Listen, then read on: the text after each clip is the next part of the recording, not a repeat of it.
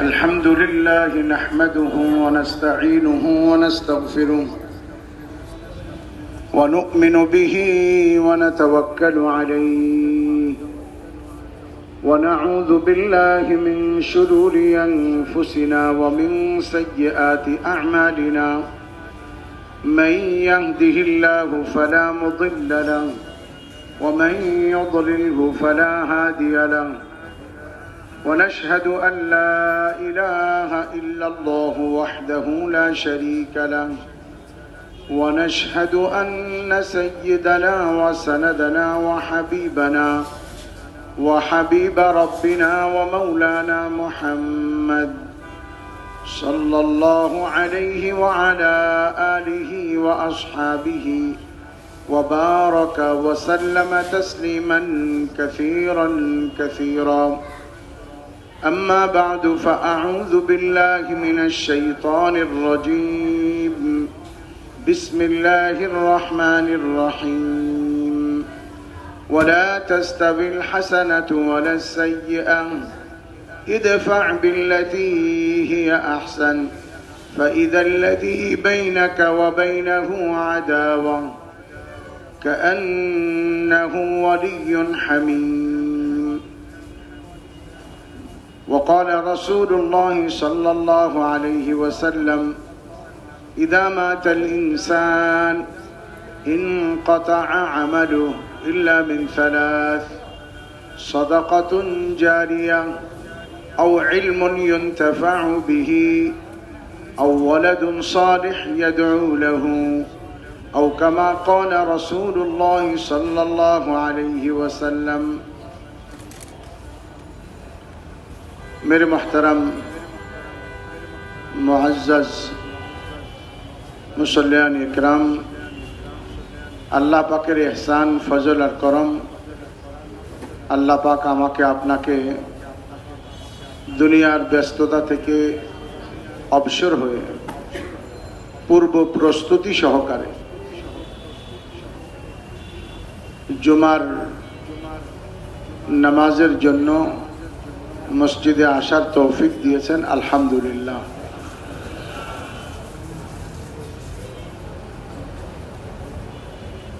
জিন্দেগিতে যে কয়টা জুমা পাওয়া যায় এইটা আল্লাহর পক্ষ থেকে এক বিশাল অপরচুনিটি বা বিশাল সুযোগ। যেমন মানুষ ব্যবসা করলে বছরে 1, 2 বা 3 মৌসুম থাকে, ঈদের মৌসুম, 2 ঈদের মৌসুম। এছাড়া যদি কোনো বিশেষ উপলক্ষ থাকে তো অনেক ব্যবসায়ীদের অবস্থা হলো এই মৌসুমে যা কামাই হয় তাতে তার পুরা বৎসরের ব্যবসা হয়, বাকি বৎসর ব্যবসা হয় না হয় তাতে তার কিছু তেমন একটা পার্থক্য হয় না।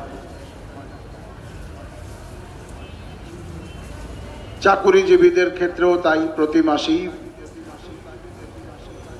তানখা, ওজিফা, বেতন যাই বলি পেয়ে থাকেন, জরুরত পুরা হয়ে থাকে।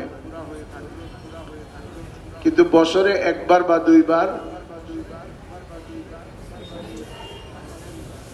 বোনাস দেয়া হয় এবং বিশেষ উপলক্ষে বিশেষ কোনো ভাতা দেয়া হয়। এইটা চাকুরিজীবীদের জন্য এক বিরাট সুযোগ। তো উম্মতের জন্য ঠিক তেমনি ভাবে আমাদের জন্য জুমার নামাজ তেমনি ভাবে একটা বিরাট সুযোগ। এক জুমাকে যদি কেউ সম্পূর্ণরূপে প্রস্তুতি নিয়ে সুন্নত মোতাবেক আদায় করতে পারে, 100 বছরের নেকি এক জুমায় অর্জন হইতে পারে।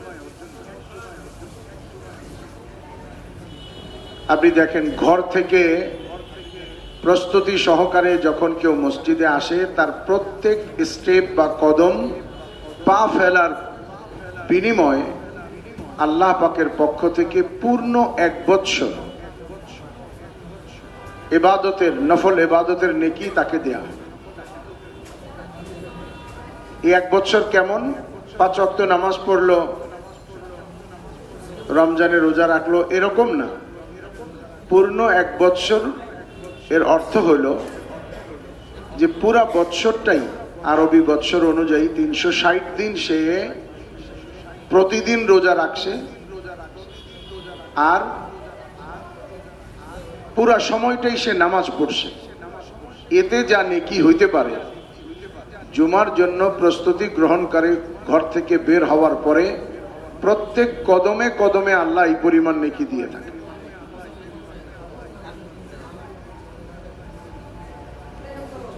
এরপরে যখন মসজিদে আসে, মসজিদ চাই পাকা হোক, কাঁচা হোক, কিংবা বাঁশের বেড়া হোক, ওই মসজিদের দরওয়াজাতে ফেরেশতারা স্বর্ণের খাতা, রূপার কলম নিয়ে দাঁড়ায় থাকে। যে আসে আগে তার ও তার বাবার নাম লিখে ফেলে। এইভাবে একের পর এক লিখতে থাকে কার পরে কে আসলো। ঠিক যখন খুতবার জন্য ইমাম মিম্বরে বসে, তখন সে খাতাটা বন্ধ করে ফেলে যে এখন টাইম আউট, এখন আসার মধ্যে আর কোনো প্রায়োরিটি নাই, জুমা হয়ে যাবে, কিন্তু ফেরেশতাদের ওই খাতায় আর তার নাম আসবে। তো আল্লাহ আমাদেরকে আগে আসার তৌফিক দিছে, আলহামদুলিল্লাহ। এমনি ভাবে যে আগে আসে তার নামে বড় পশু কোরবানি করার নাকি, তারপরে আরেকটু ছোট, তারপর আরেকটু ছোট। তো আল্লাহ পাক আমাকে আপনাকে জুমার প্রস্তুতি সহকারে আসার তৌফিক দিয়েছেন, আলহামদুলিল্লাহ। কোরআনে পাকের একটা আয়াত আমি তেলাওয়াত করেছি, যেখানে আল্লাহ তাআলা ইরশাদ ফরমান, ওয়ালা তাস্তাবিল হাসানাতু ওয়ালা সাইয়্যিআ। নেক আর গুনাহ, নেক আর মন্দ, নেকি আর বদি কখনো সমান হয় না। ঠিক তেমনি ভাবে নেককার আর বদকারও কখনো সমান হতে পারে না। আমরা দুনিয়াতে জীবন যাপন করি, নিজেদেরকে নেককার গুমান করি, কিংবা গুনাহ করেও নেককারদের সমকাতারে দাঁড়াইবার জন্য তাদের মতোই ফলাফল অর্জন করার স্বপ্ন দেখি। এটা ভুল, এটা ঠিক নয়। জৈসি করনি ওইসি ভরনি, যে যেমন করবে তেমন পাবে। তো নেকি আর বদি কখনো সমান হয়।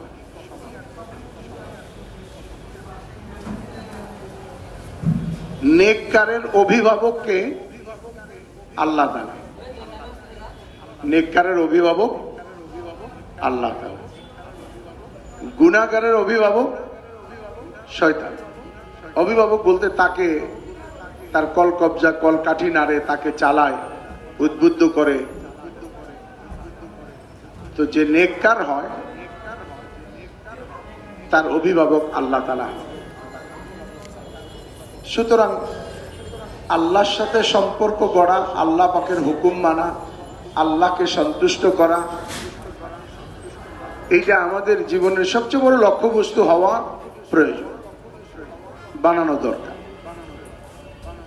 মানুষ মাত্রই তার সুবিধার্থে কারো না কারো সাথে সে সম্পর্ক গড়ে তোলে। কেউ হুকুমতের সাথে, হুকুমত সরকার, রাজত্ব, অথবা সরকারি লোকজনের সাথে, উচ্চ পদস্থ কর্মকর্তার সাথে। কেন? তাহলে আমার দুনিয়ার জীবনে চলতে ফিরতে সুবিধা অসুবিধা হলে তার সাথে আমি শেয়ার করতে পারবো, সহযোগিতা নিতে পারবো। কেউ বা সম্পর্ক গড়ে টাকাওয়ালার সাথে, এই জন্য যে আমার সুবিধা অসুবিধা হলে আমি তার কাছ থেকে আর্থিক সহযোগিতা নিতে পারবো। কেউ বা সম্পর্ক গড়ে সরাসরি টাকার সাথে, টাকাওয়ালার সাথে না, সরাসরি টাকার সাথে, যে আমি টাকার সাথেই সম্পর্ক করি, যাতে আমার সুবিধা অসুবিধাগুলি টাকা দিয়ে সমাধান করা যায়। এখন আমরা যদি একটু চিন্তা ভাবনা করি, একটু গভীর দৃষ্টি দিয়ে তাকাই যে আচ্ছা দেখি তো এই ধরনের মানুষ যারা আমরা হুকুমতের সাথে, হাকিমের সাথে, উচ্চ পদস্থ কর্মকর্তার সাথে, প্রশাসনের সাথে, কিংবা টাকাওয়ালার সাথে, কিংবা টাকার সাথে সম্পর্ক গড়েছি বা যারা গড়েছেন, আসলেই কি তাদের সমস্যার সময় এরা তাদের কোনো উপকার করতে পারছে কিনা, এটা একটু যদি গভীরভাবে আমরা চিন্তা করি তাহলে আমরা দেখি যে এরা কেউ তার উপকার দুনিয়াতেই করতে পারে নাই, আখেরাতে কি উপকার করবে, কবরে কি উপকার করবে, যেখানে সাথে যাবেই না, যেখানে দুদিন পরেই ভুলে যাবে। কবরে তো মা বাপ নিঃস্বার্থভাবে ভালোবাসেন, তিনারাই উপকার করতে পারবেন না, সেখানে প্রশাসন কি উপকার করবে, টাকা কি উপকার করবে, পদবি কি উপকার করবে, কেউ করতে পারবে না।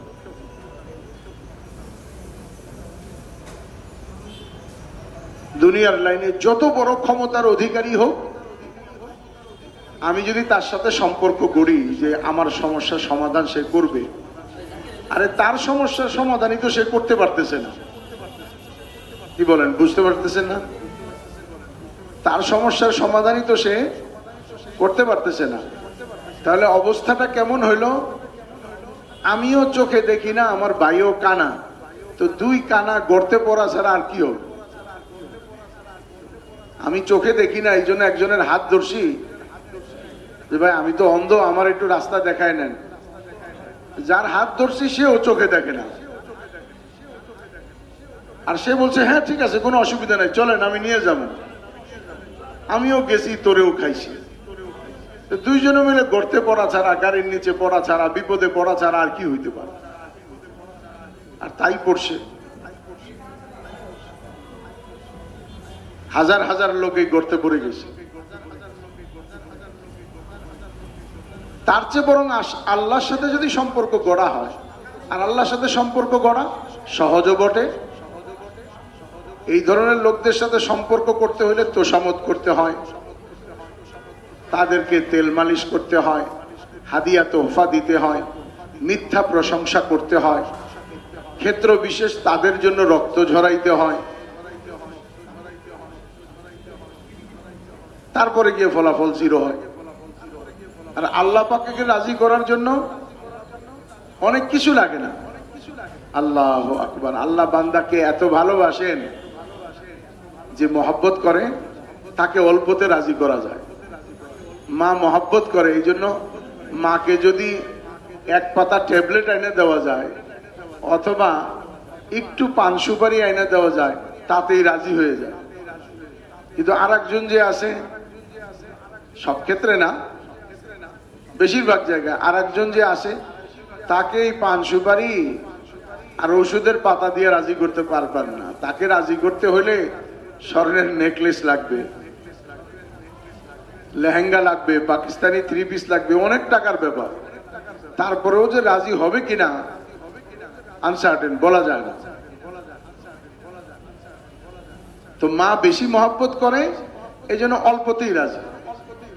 এক পাতা ঔষধে রাজি, 2টা পানে রাজি, খুশি। তো আল্লাহ যেহেতু তার বান্দাকে বেশি মহব্বত করেন, বেশি ভালোবাসেন, এই জন্য আল্লাহ অল্পতেই রাজি। 1 নম্বর হলো আমার অবাধ্য হইও না। আল্লাহ তাআলার 1 নম্বর নির্দেশ হলো কি হইও না, আমার অবাধ্য হইও না। আমি তোমাকে যা হুকুম করছি এটা তোমার জন্য কোনো কঠিনও না। আমি তোমারে বলি নাই যে এই যে ডিসেম্বর মাস আসছে, এই ডিসেম্বর আর জানুয়ারিতে তুমি মোটা জামা গায়ে দিতে পারবা না, গেঞ্জি বইরে ঘুরবা, আর গরম পানি দিয়ে গোসল করতে পারবা না, বরফের পানিতে গোসল করবা, কান ঢাকতে পারবা না, গরম খাবার খাইতে পারবা না, আর গরমের দিন আসলে পরে কম্বল গায়ে দিয়ে ঘুরতে হবে। এমন কোন হুকুম আল্লাহ পাকের নাই। আল্লাহ এলান করে দিয়েছেন, লা ইউকাল্লিফুল্লাহু নাফসান ইল্লা উসআহা। আমি আমার বান্দাকে যা কিছু নির্দেশ দিয়েছি তা তার সাধ্যের ভিতরে। এটা বান্দা চাইলেই পারে, এবং এটা তার জন্য শুধু আখেরাতে নয়, দুনিয়াতেও উপকারী। যা কিছু করা হোক, চাই নামাজ হোক, চাই রোজা হোক, কোরআনে পাকের তেলাওয়াত হোক, হজ হোক, জাকাত হোক, সমস্ত হুকুম তার শুধু আখেরাতে না, দুনিয়াতেও উপকার। তো আল্লাহর সাথে সম্পর্ক করাও সহজ, আর আল্লাহর সাথে সম্পর্ক করলে আল্লাহ তাআলা কখনো নাউজুবিল্লাহ ভাইয়া যান না। দুনিয়াতে দুনিয়াদারদের সাথে সম্পর্ক করলে, প্রশাসনের সাথে সম্পর্ক করছে, টাকাওয়ালার সাথে সম্পর্ক করছে, টাকার সাথে সম্পর্ক করছে, এরা একসময় কি করে? ভাইয়া যায়, পালায় যায়, সঙ্গ ছেড়ে দেয়, এমনকি খোদ টাকা পর্যন্ত সঙ্গ ছেড়ে দেয়। চুরি হয়ে গেছে, ডাকাতি হয়ে গেছে, অথবা আসে কোনো উপকার করতে পারে না। ওই যে ন্যাশনাল ব্যাংকে আরো কিছু ব্যাংক আছে, ব্যাংকওয়ালারা আবার মনে না করে আমি তাদের মন্দ অ্যাডভার্টাইজ করতেছি, তা না, ঠিক হয়ে যাবে। আপনার টাকা আসে, এখন দিবে না, কি করবেন এখন?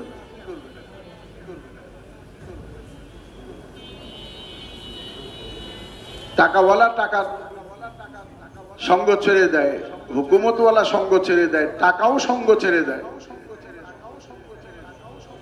সরকার যদি এই টাকা বাতিল করে দেয়, যে এই টাকার মধ্যে একজনের ছবি আছে, তারা দেখতে ভালো লাগে না, যদি সবটি বাদ,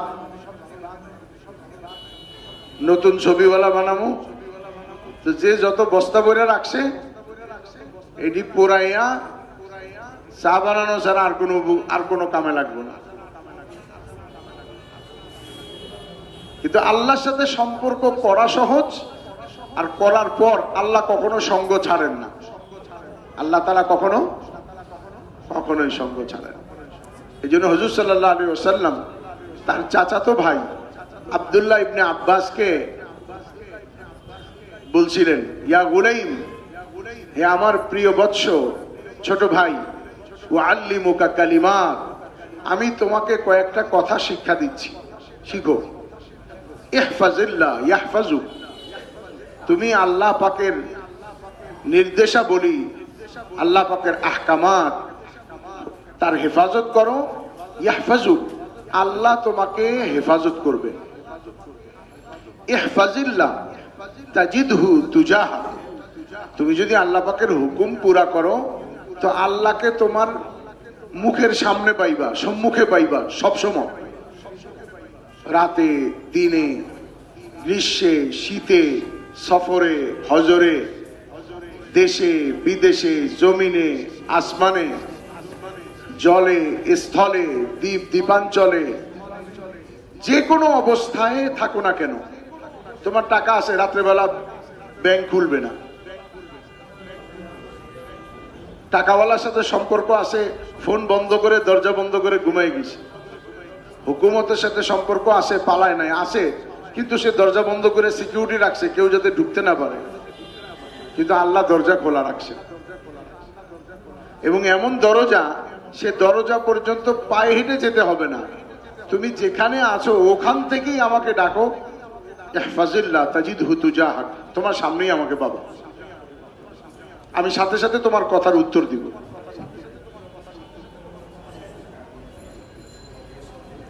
তো আল্লাহর সাথে সম্পর্ক গড়লে কি হয় না, আল্লাহ সঙ্গ ছাড়ে না।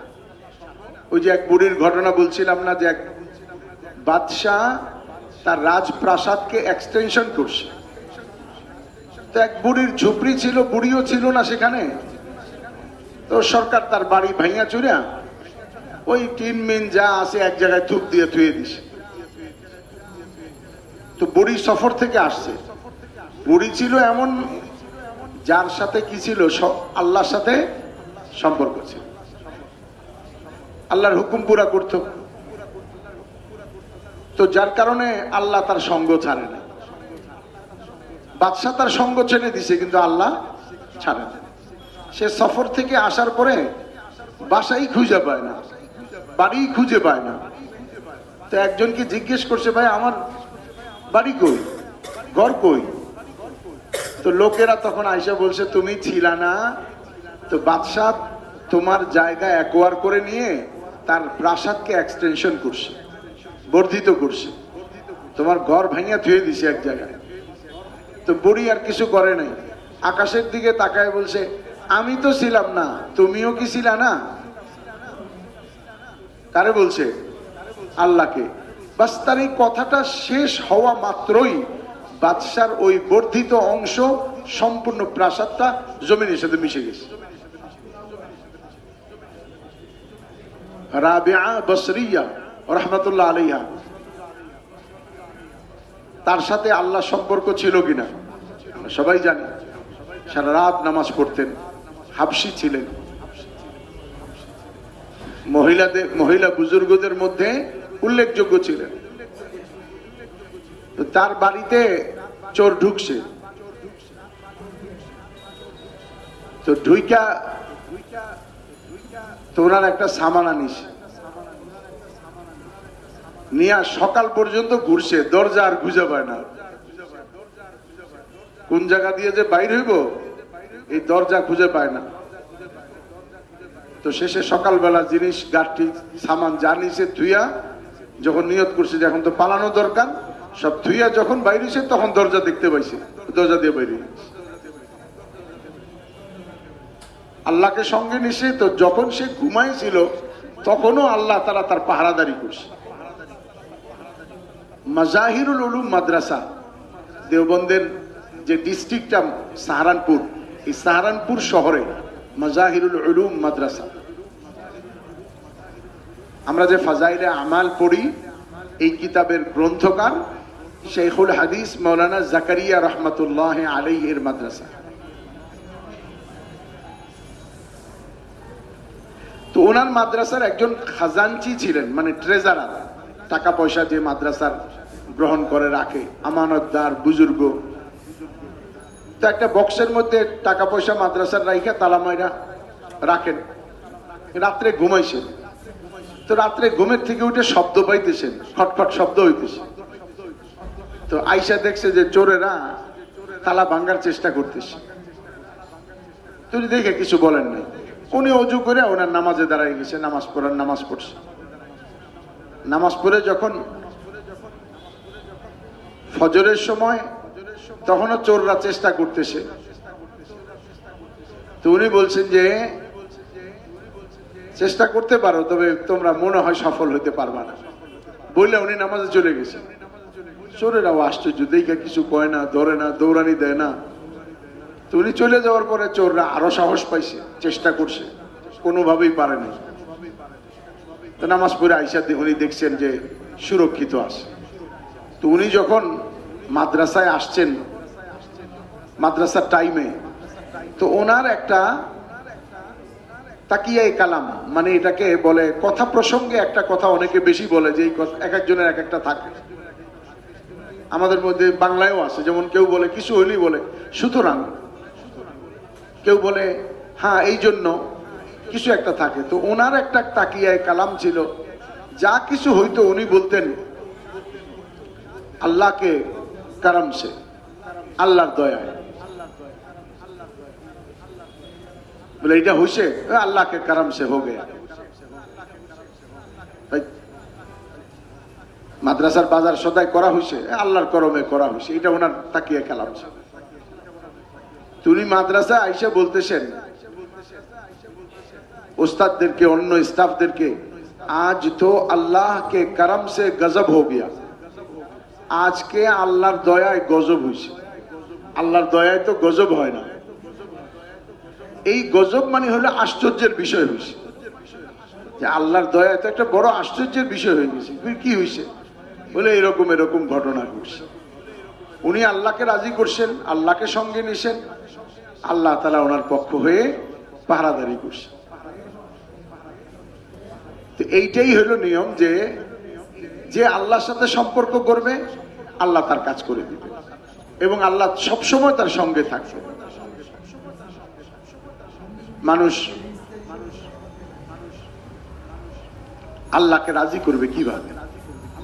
এটা একটা আমাদের প্রশ্ন, যে আল্লাহকে সন্তুষ্ট করব কিভাবে? দেখেন, আল্লাহকে সন্তুষ্ট করা আমি আগেই বলছি খুব সহজ। নাফরমানি ছেড়ে দেওয়া আর আল্লাহ যে হুকুমগুলি করতে বলছেন এটা খুব কঠিন কিছু না। একজনে খানা খাইলো, খানা খাইয়া প্রশংসা করলো, আলহামদুলিল্লাহ আতআমানি হাদা তাআম, আল্লাহ তোমার প্রশংসা, তুমি আমার এই খানা খাওয়াইছো, ওয়া রাযাকানি, আমারে রিজিক দিছো, মিন গায়রি হাওলিন মিন্নি ওয়ালা কুওয়া, যেটা আমার সাধ্যে ছিল না।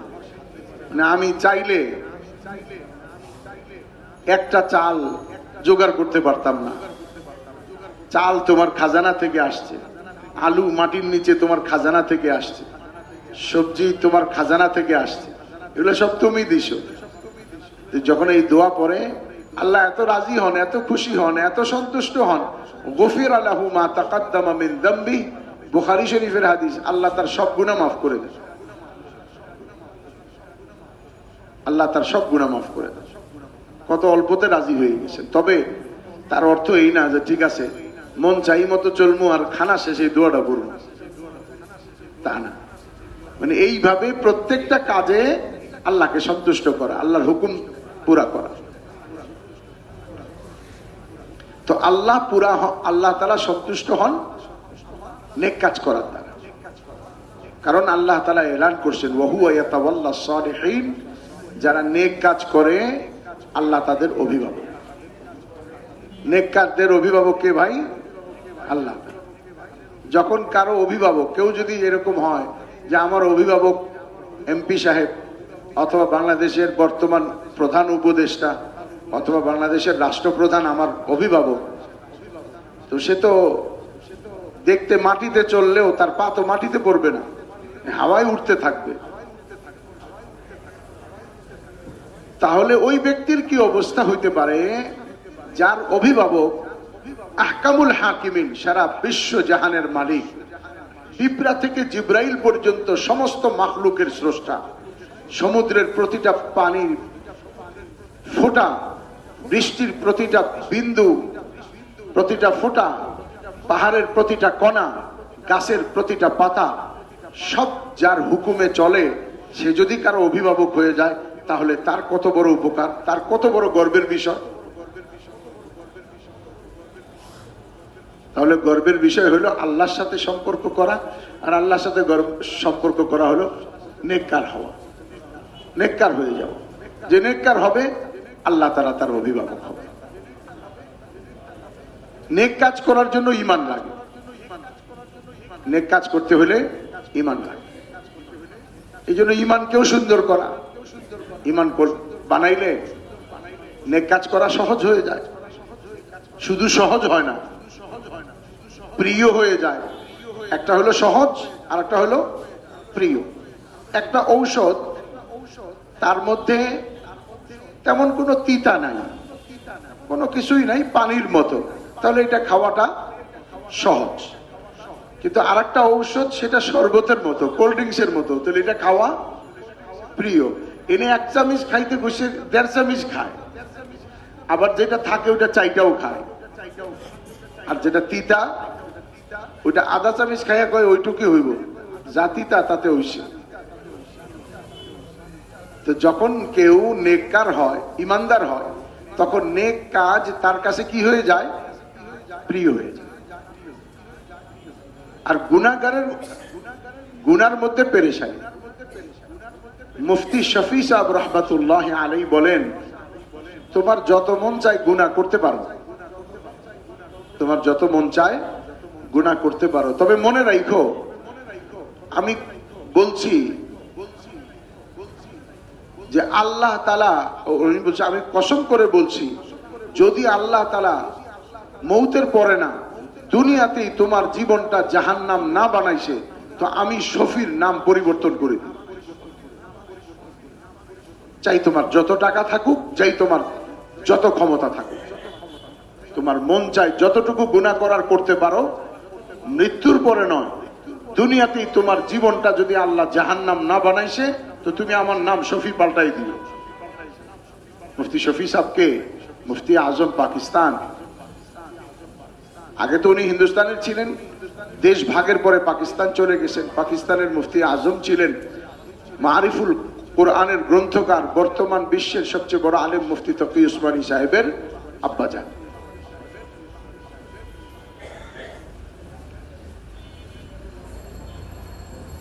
এই জন্য নেককার নিজেও হওয়ার চেষ্টা করা, নিজের পরিবার পরিজনকেও নেককার বানানোর চেষ্টা করা। তাহলে নেককার হওয়ার জন্য 1 নম্বর কাজ করতে হবে যে আমার আখিরাতের বিষয়গুলির উপরে বিশ্বাসের মাত্রাটাকে, ইয়াকিনের মাত্রাটাকে, বিশ্বাসের মাত্রাটাকে বাড়াইতে হবে। কিভাবে বাড়াবো? আখিরাতের কথা শুনবো, এখন যেমন শুনছি, তালিম থেকে শুনবো, ওলামাদের কাছ থেকে শুনবো, কিতাবে আখিরাতের বিষয়গুলি পড়বো। এক। দ্বিতীয় হলো নেক আমল জেনে, কোন সময় কোন আমল, এটা জেনে জেনেও নেক আমলগুলি করব। এই দুইটা যদি ঠিক হয়ে যায় তাহলে আল্লাহ তাআলা কি করবেন? রাজি হয়ে যাবেন। আল্লাহ তাআলা অভিভাবক হয়ে যাবে। আল্লাহ অভিভাবক হইলে তার বহু নমুনা আসে। একটা প্রসিদ্ধ ঘটনা যা আমি বহুবার বলেছি, ওমর ইবনে আব্দুল আজিজ রহমতুল্লাহ আলাইহি তার ইন্তেকালের সময় তার শ্যালকরা এসে বলছে, দুলা ভাই, ওনার 10 বা 11 জন ছেলে ছিল, আরো মেয়ে ছিল, বলছে আপনি ছেলে মেয়েদেরকে যা রেখে গেলেন ত্যায্য সম্পত্তি হিসেবে ভাগ করলে কয়েক টাকা পায়, চকলেটের পয়সা, এটা কেমন করলে? আমরা 1 লাখ টাকা দিই, অন্তত পক্ষে কিছু দিয়া যান। 1 লাখ দিরহাম তৎকালীন সময় অনেক টাকা। ওমর ইবনে আব্দুল আজিজ বলছেন, টাকাটা দিছো আমাকে? বলে হ্যাঁ। বলে তাইলে এই টাকা যাদের কাছ থেকে চান্দা করে আনছো, ওই যে রাস্তায় খাড়াইয়া সিএনজির থেকে, ওই যে ঠেলাওয়ালা, পেঁয়াজওয়ালা, বিভিন্ন জনের থেকে দাঁড়ায় দাঁড়ায় চান্দা লইছো, টাকা তাদেরকে দিয়ে দাও।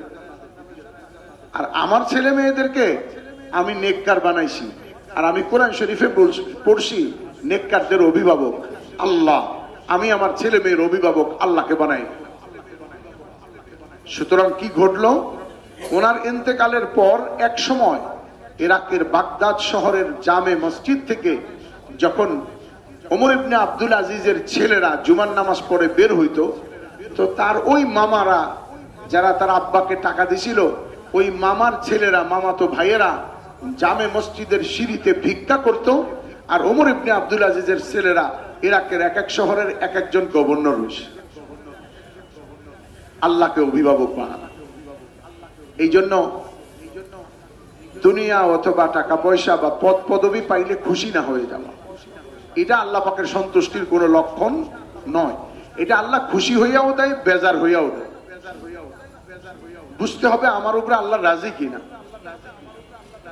ময়না পাখিকেও দেয় খাবার, আবার ইন্দুরের বক্সের মধ্যেও দেয়। তো ইন্দুরের বক্সে দেয় নারাজ হইয়া, ঘি মাখা রুটি দিছে কিন্তু নারাজ হইয়া, আর ময়নারে খাঁচার মধ্যে দিছে রাজি হইয়া। ইমানদারকে আল্লাহ যাই দেন রাজি হয়ে দেন, আর নাফরমানকে অর্থাৎ অবাধ্যদেরকে যদি দেন তাহলে সেটা নারাজ হয়ে দেন। এটাকে বলে ইস্তেদরাজ, এটাকে বলে ঢিল, সতর্ক হওয়া। এই জন্য আল্লাহ তাআলাকে ঈমান ও আমলের দ্বারা সন্তুষ্ট করা, নিজেও সালেহ বা নেককার হওয়া, এবং নিজের পরিবার পরিজন, সন্তান, স্ত্রী, ভাই বোন সকলকে কি বানানো? নেককার বানানো। কিভাবে বানাবো? এই নেক ঈমান এবং আমলের মাধ্যমে। বিশেষ করে যদিও ছোট ছোট দোয়া দিয়ে সব করে ফেলা যায় তা না, চেষ্টা প্রচেষ্টার পরে এই দোয়াও কার্যকরী ভূমিকা রাখে। যেমন বুজুর্গানে দিন বলেন, কেউ যদি চায় যে আমার ছেলেটাকে আমি চেষ্টা করছি, আখিরাতের কথা শুনাইছি, আমলের কথা বলছি, কিন্তু সে নেককার হচ্ছে না, সে অবাধ্যই হয়। অথবা স্ত্রী, আমি এরে অনেক বুঝাই নামাজের কথা, নামাজ পড়ে না, পর্দা করে না, অনেক চেষ্টা করছি, হয় না। তো বুজুর্গরা বলছে, তুমি নিজেও পড়ো আর তাদেরকে দিয়ে পড়াও, প্রতি নামাজের পরে 21 বার পড়ো, ইয়া রহমান, ইয়া রহিম, ইয়া হাদি। ইয়া রহমান 21 বার, ইয়া রহিম 21 বার, আর ইয়া হাদি 21 বার। এখন কথা হলো, যে মানে না সে পড়তে গেলে তো পড়বো না। একজনের বিবি পর্দা করে না, নামাজ পড়ে না, এটা যদি কয় যে দেখো তোমার নামাজ পর্দা দিনদারি ঠিক রাখার জন্য নামাজের পরে 21 বার পড়ো, তো নামাজই তো পড়ি না, নামাজের পরে আবার 21 বার কি বলবো? তো আপনি তার হিকমতের সাথে বলেন, মিথ্যা হবে না। মেয়েদের মধ্যে সুন্দরী হওয়ার একটা প্রবণতা আছে, চাই সে আফ্রিকান হোক, সুন্দর কইলেই খুশি হয়, সুন্দরী হইতে চায়। এতে যদি সেন্ট মার্টিন দ্বীপের নিচের থেকে যাইয়া শেওলা আনতে হয় তাও আইনা ফেলাইবে। তো আপনি তারে বুঝবেন যে সুন্দর হওয়ার একটা দোয়া পাওয়া গেছে। কেউ যদি ইয়া রহমান 21 বার, ইয়া রহিম 21 বার, ইয়া হাদি 21 বার পরে, তাহলে সে সুন্দর হয়ে যাবে। মিথ্যা হবে না কেন? কারণ সে নেককার হবে। আর নেককারদের চেহারার মধ্যে কি থাকে? নূর থাকে। আর নূর সবচেয়ে বড় সৌন্দর্যতা। আপনি তারা শিখাই দেন 21 বার করে। এখন দেখবেন নামাজও করবো 21 বার করেও পড়া শুরু করে দিন। ছেলেকে বলেন নামাজ পড়ো, বাজে ছেলেদের সাথে মিশো না, নেশা টেশা করো না, এগুলো বলেন, শুনে না। আপনি তারে দিয়ে পড়াইতে চাইতেছেন, পড়বে না তো তারে বলেন তোমার তো পরীক্ষা আসছে, রেজাল্ট ভালো করার একটা ভালো পদ্ধতি আছে। কি তোমার তো নামাজ পড়তে হবে, তুমি তো পড়বা না। আপু পড়বো, বলেন বলেন রেজাল্ট ভালো হওয়ার কি আছে? বলে নামাজের পরে 21 বার পড়বা ইয়া রহমান, ইয়া রাহিম, ইয়া হাদি। বলে এটা পড়লে রেজাল্ট কেমনে ভালো হয়? বলে এটা পড়লে সে নেককার হবে। নেককার হলে আল্লাহ সঙ্গ লাভ হবে। আর আল্লাহ যার সঙ্গ আছে আল্লাহ তাকে কি করবে? সাহায্য করবে, তার ফলাফল ভালো করবে, তার দুনিয়া ভালো করবে, তার আখিরাত ভালো করবে। এমনি ভাবে তাফসীরের মধ্যে আরো অনেক দোয়ার কথাও বলা আছে। নেককারদের একটা আলামত। এক লোক এক বুজুর্গের কাছে যায়, বলছে হুজুর আমি কি নেককার নাকি নেককার না? আমি এমনি নামাজ রোজা পড়ি, তেলাওয়াত করি, অন্যান্য কাজ করি, কিন্তু এখন আমি কি নেককার না বদকার এটা একটু বলে দেন। হুজুর আমি কেমনে কুমু তুমি নেককার না বদকার? না হুজুর বলেন না, বলেন একটু চিন্তা করে দেখেন আপনার কেরামতি দিয়া পারেন কিনা। হুজুর চিন্তা ভাবনা করে বলছে আচ্ছা তোমার আম্মা আব্বা আছে? বলে না নাই। তুমি ওনাদের জন্য দোয়া করো? বলে হ্যাঁ দোয়া প্রত্যেকদিন করো? প্রায়ই করি, মানে প্রত্যেকদিন না হইলেও প্রায় দোয়া করি। বলে তাইলে তুমি নেককার। হুজুর কেমনে? বলে হাদিসের মধ্যে আসছে যখন মানুষ মারা যায় তার 3টা আমল ছাড়া সব বন্ধ হয়ে যায়। এক আমল হলো সদকায়ে জারিয়া, এক আমল হলো তার এলেম চর্চা, আর একটা হলো তার নেক সন্তান তার জন্য দোয়া করে। তাহলে তুমি যখন দোয়া করো তাহলে তুমি নিশ্চয়ই নেক সন্তান, নাহলে তো দোয়া করতা না। মানে হাদিসের মধ্যে আসছে দোয়া করে কোন সন্তান? নেক সন্তান দোয়া করে, তার মানে তুমি নেককার। এটা কোরআন থেকে দলিল। তাহলে আমরা এই আলামতটা শুরু করি যে আজকে থেকে প্রতি নামাজের পরে হাত উঠাইয়া মুখস্থ, মুখে ডলাডলি করা ছাড়া যেটা করি এটা তো মুখস্থ। যে আমরা যেটা দোয়া করি না, ইমাম সাহেবরা করে চাকরির চিন্তায়, যে না করে দোয়া না করে উঠে যায় তো হই হুল্লোড় করে যাবে। দোয়া আছে হাদিসের মধ্যে, কিন্তু না করলে দোষের কিছু নাই। তার চেয়ে বরং প্রতি নামাজের পরে একটা নিয়ত করে নেন যে আম্মার জন্য আব্বার জন্য দোয়া করো। মুখস্থ একটা দোয়া করবই, রব্বির হামহুমা কামা রব্বায়ানি সগীরা, আল্লাহ মাফ করে দেন, আল্লাহ আমার আম্মা আব্বার কবরের মধ্যে জান্নাতের বিছনা দিয়ে দেন। তাহলে নেককার হওয়ার একটা আলামত। আর একটা হলো আমরা আয়না দেখি, আয়না দেখি না? গোসল কইরা তারপরে গোসল কইরা দেখবো কি? তো আয়নায় ভর্তি, দরজায় আয়না, বেডরুমে আয়না, বাথরুমে আয়না, কমোডে বইলেও আয়না, আয়না তো আসি। তো আয়না যখন দেখবো গোসল টোসলের পরে তেল পানি মাইখা, তখন একটা দোয়া করতে পারি ওই আয়নার দিকে তাকায়, আল্লাহুম্মা হাসসানতা খালকি ফাহাসসিন খুলুকি। আল্লাহ আপনি আমার চেহারা যেমন সুন্দর বানাইছেন, আল্লাহ আপনি আমার চরিত্রটাকেও, আমার আভ্যন্তরীণ অবস্থাটাকেও আপনি সুন্দর বানায়। এছাড়া ছেলে মেয়েদেরকে দিনদার বানাইবার জন্য আরেক জায়গায় আসে কোরআনে পাকের একটা দোয়া, সূরা আহকাফ 26 নম্বর পারার 2য় পৃষ্ঠায় সূরা আহকাফের 15 নম্বর আয়াত, রব্বি আউজি'নি আন আশকুরা নি'মাতাকাল্লাতী আন'আমতা আলাইয়া ওয়া আলা ওয়ালিদাইয়া। এই পুরা আয়াতটা, এটা সূরা আহকাফের 15 নম্বর আয়াত। আরেকটা হলো সূরা ফুরকানের 73 নম্বর আয়াত। এটাও বড় জামে মানে দোয়া, রব্বানা হাবলানা মিন আজওয়াজিনা ওয়া যুররিয়াতিনা কুররাতা আ'য়ুন ওয়াজআলনা লিল মুত্তাকিনা ইমামা। হে আল্লাহ, আপনি আমার আওলাদ, সন্তান, স্ত্রী এদেরকে নেক বানান এবং আমার জন্য তাদেরকে চক্ষু শীতলতার বস্তু বানাই দেন। দেখলে মন জুড়ায় যায়, দেখলে মেজাজটা খারাপ হয়ে যায়, এরম যাতে না হয়। দেখলে কি হয়? মন জুড়ায় যায়।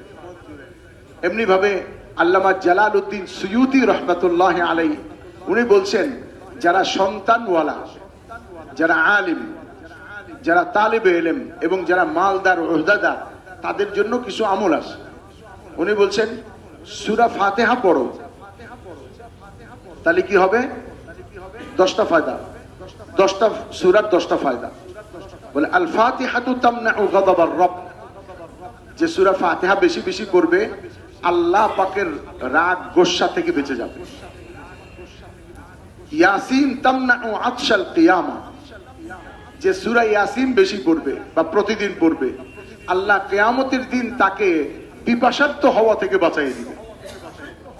আর দুখান তামনাউ মিন আহওয়ালিল কিয়ামা, সে যে ব্যক্তি সূরা দুখান পড়বে আল্লাহ কিয়ামতের দিন ভয়ঙ্কর অবস্থা থেকে তাকে পরিত্রাণ দিবে। আল ওয়াকিআতু তামনাউল ফাকর ওয়াল ফাকা, যে সূরা ওয়াকিআ বেশি থেকে বেশি পড়বে আল্লাহ তাআলা তাকে ক্ষুধা ও অভাব থেকে বাঁচিয়ে দিবে। আল মুলক তামনাউ আযাবাল কবর, যে সূরা মুলক প্রতিদিন তেলাওয়াত করবে আল্লাহ তাআলা তাকে আযাবে কবর থেকে বাঁচিয়ে দিবে। ওয়াল কাউসার, সূরা কাউসার তো একদম ছোট। ওয়াল কাউসার তামনাউ খুসুমাতুল খুসামা, তামনাউ খুসুমাতাল খুসামা, যে সূরা কাউসার পড়বে ঝগড়াটেদের ঝগড়া থেকে আল্লাহ তাকে বাঁচিয়ে দিবে। এইজন্য বলছে কোর্টে মামলা থাকলে অথবা কোনো রাজকীয় ব্যক্তির কাছে গেলে আগে সূরা কাউসার পড়ে তারপরে যাও, আল্লাহ তাআলা ফিতনা থেকে বাঁচিয়ে দিবে। কয়টা হলো? 6টা। 7 নম্বর হলো যে ব্যক্তি সূরা কাফিরুন বেশি পড়বে। আমরা তো এটা বেশি পড়ি, কারণ নামাজে খাড়াইলেই কাফিরুন আর কুল আল্লাহ ছাড়া মুখ দিয়ে তো আর হয় না কিছু। এরকম না, নামাজে আরো তো জায়গা আছে, আরো সূরা আছে, বাইরেও পড়া যায়। তো যে ব্যক্তি সূরা কাফিরুন পড়বে, বলি ইয়া আইয়ুহাল কাফিরুন, বলছে আল কাফিরুন তামনাউল কুফরা ইনদান নিদা, যে সূরা কাফিরুন পড়বে মৃত্যুর সময় আল্লাহ তাআলা তাকে কাফের হওয়া থেকে, কুফর থেকে বাঁচাই দিবে। ওয়াল ইখলাস তামনাউ মিনান নিফাক, যে সূরা ইখলাস বেশি থেকে বেশি পড়বে আল্লাহ তাআলা তাকে মুনাফিকি থেকে বাঁচাই দিবে।